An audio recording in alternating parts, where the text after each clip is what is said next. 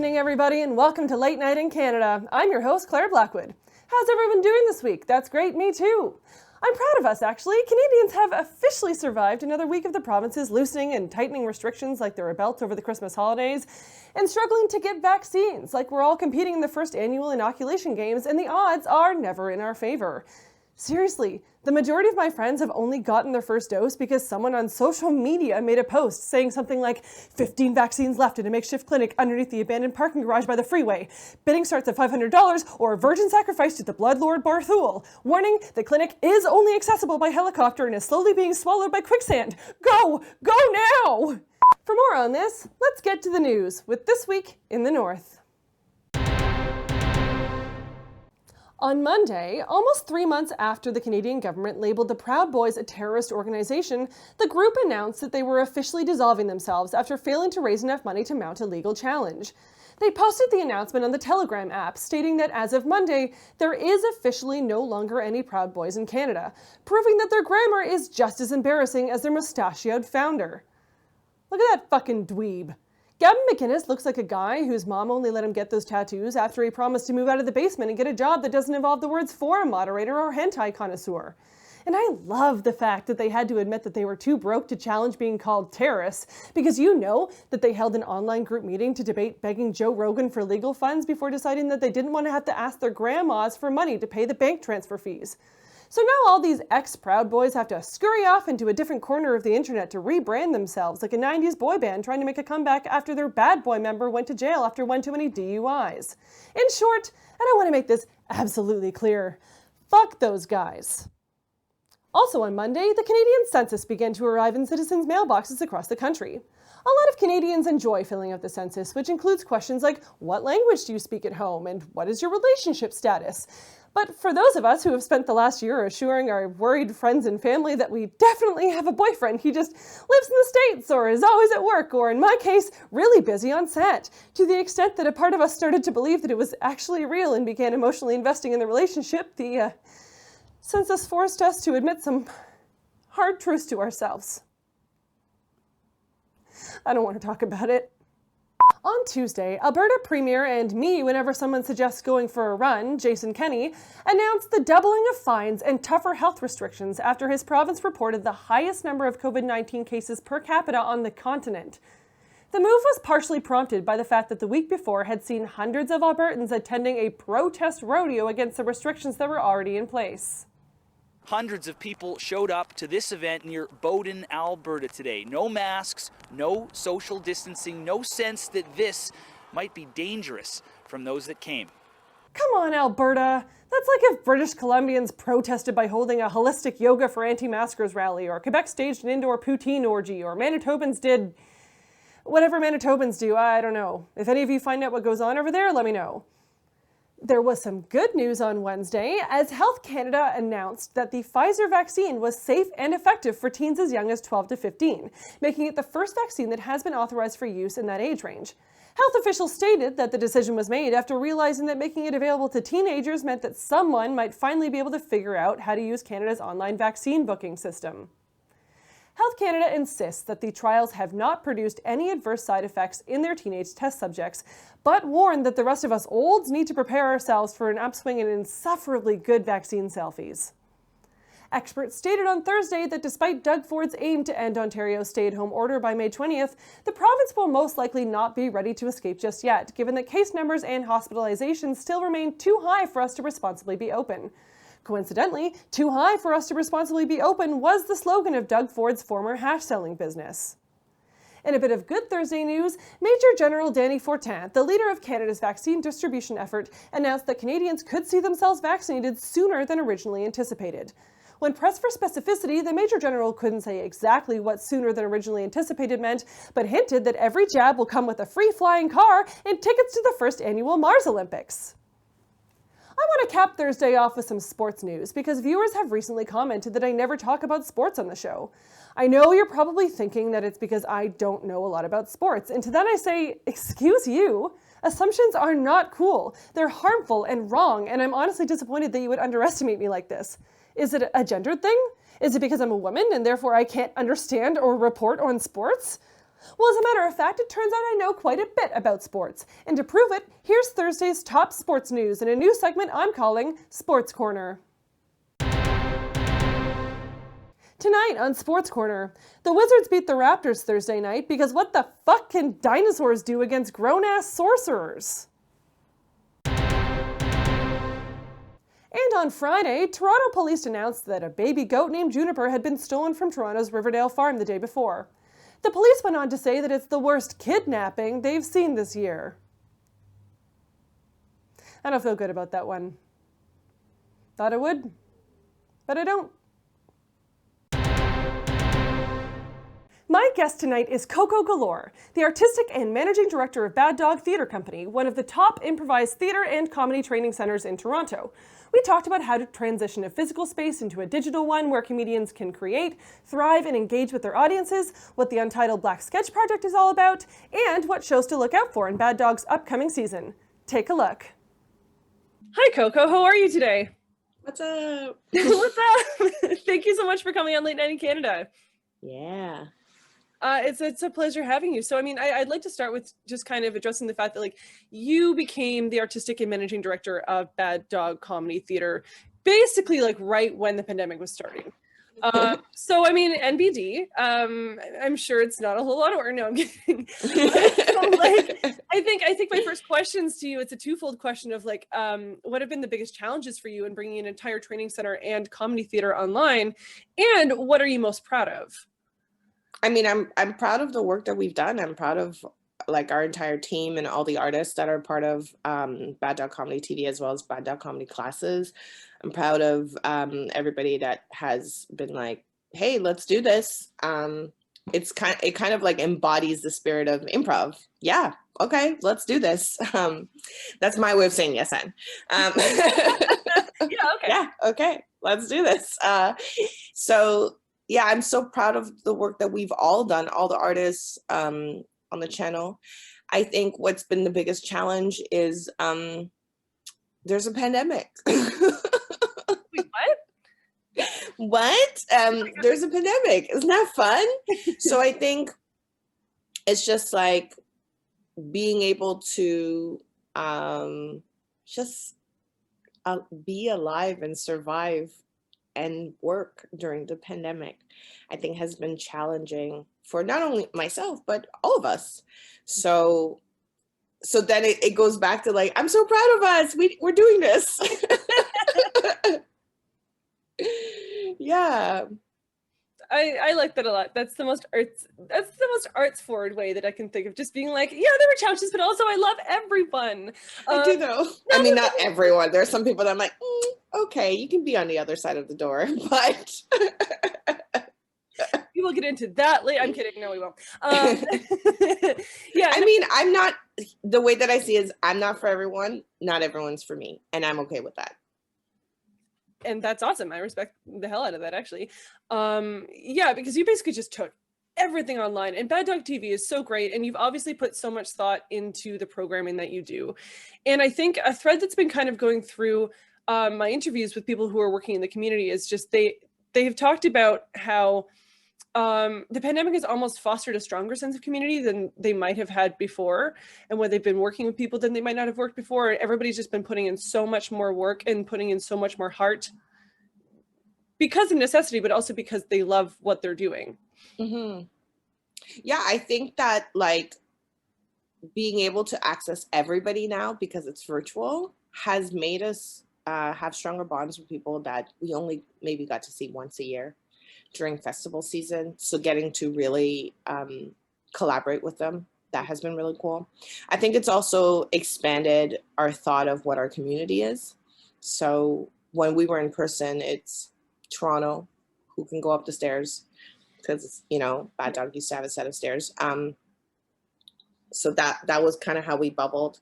And I think now we've gotten to expand that. So it's not just geographical, it's also just like, what does improv now mean, or what does comedy now mean? How do we incorporate other like other folks into the comedy community? Like Ayaka's Kitchen, that's all I have to say. Like, she's a comedian. Yeah. right? And she does she hand rolls a sushi roll every episode with somebody different, and during it they discuss that person's culture and their background, and they share their commonalities, and it goes beyond just comedians. Yeah, so it's cool.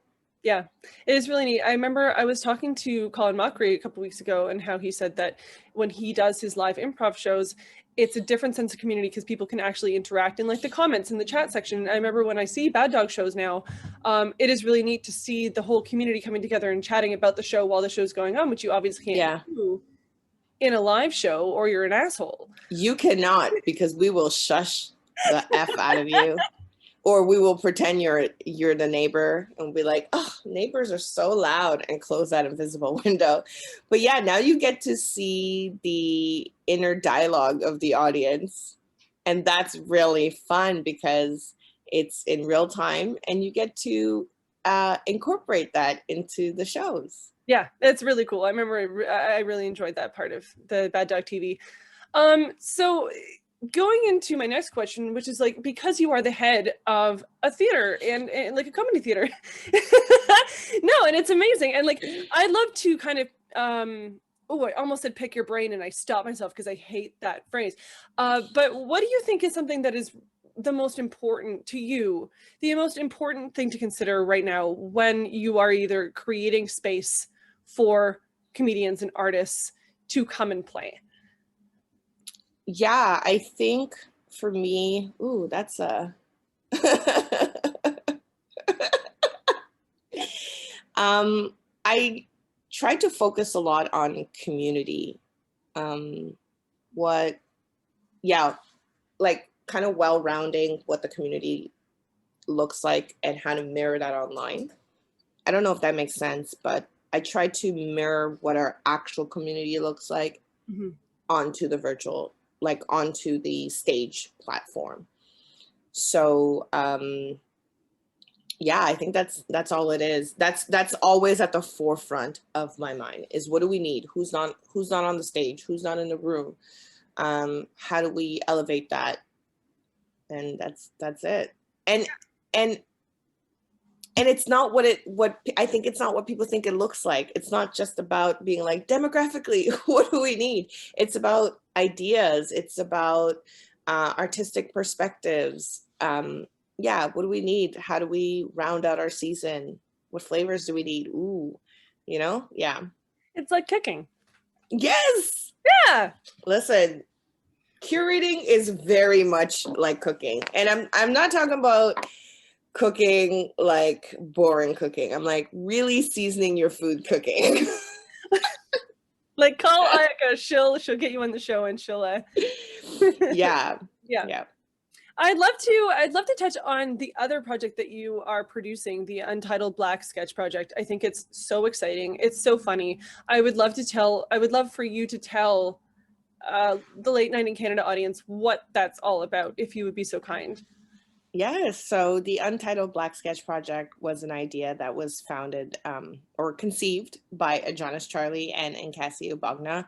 They just found that there was no all Black Ensemble sketch troupe when they were watching Sketchfest.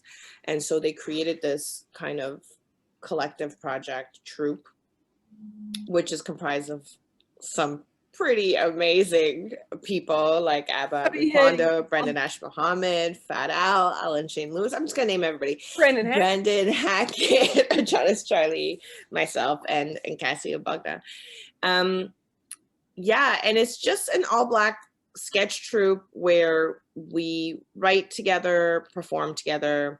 It's been a really fun writer's room to be in and stage to be on. We've done table reads of our material, and it's been well received, and we've had so much fun doing it. The whole point is just to highlight Black sketch comedians and showcase our work together, to foster it together, and to really showcase ourselves as like that Black folks are multi-dimensional funny people.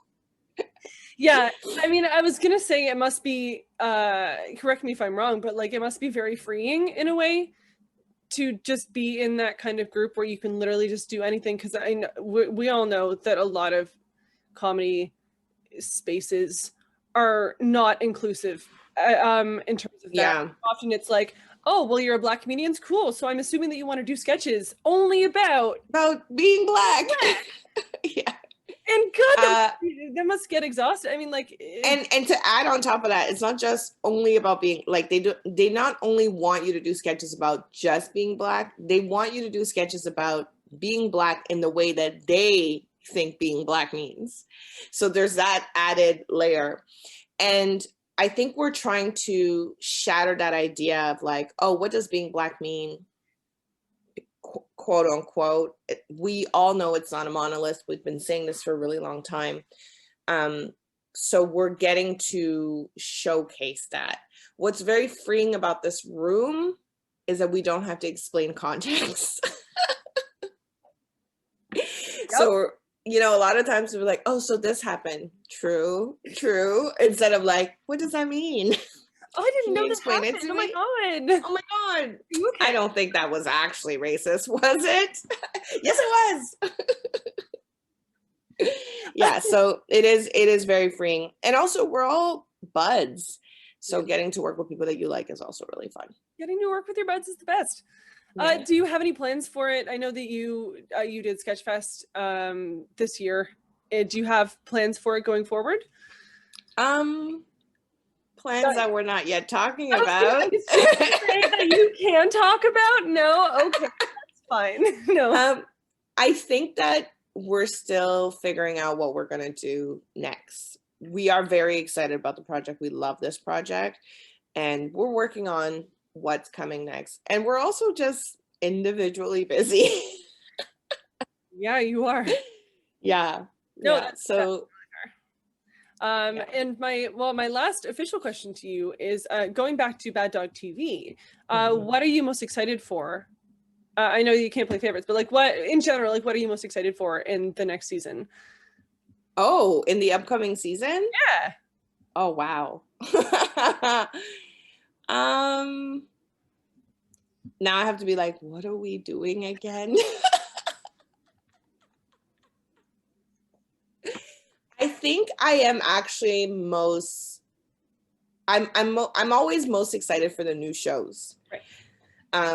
Because the old shows are always favorites. So I love those already. But I'm always excited for the new shows. So we have 3 new shows coming. One is directed by Kirsten Rasmussen called And the Award Goes To.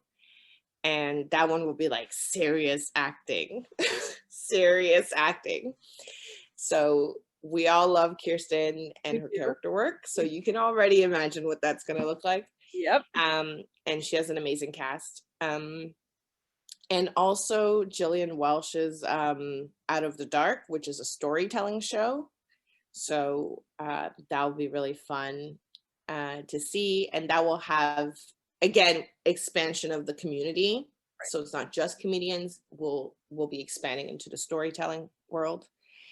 And we have a new host for 5 Things, which is going to be Andrea Marston. So that's going to be really fun. Our first season host was Kaya Green, and Kaya did an amazing job. And it'll be very interesting to see how like Andrea's perspective shifts that show. Great. And that's also a podcast. So we're also releasing the episodes as a podcast. Yay! Amazing. Awesome. Well, that's great. And that kind of feeds into my last question, which is if people want to take a class, if people want to see a show, if they just want to find out more about Bad Dog Comedy Theater, which they should because it's wonderful, where do they go? BadDogTheater.com. Boom. That's it.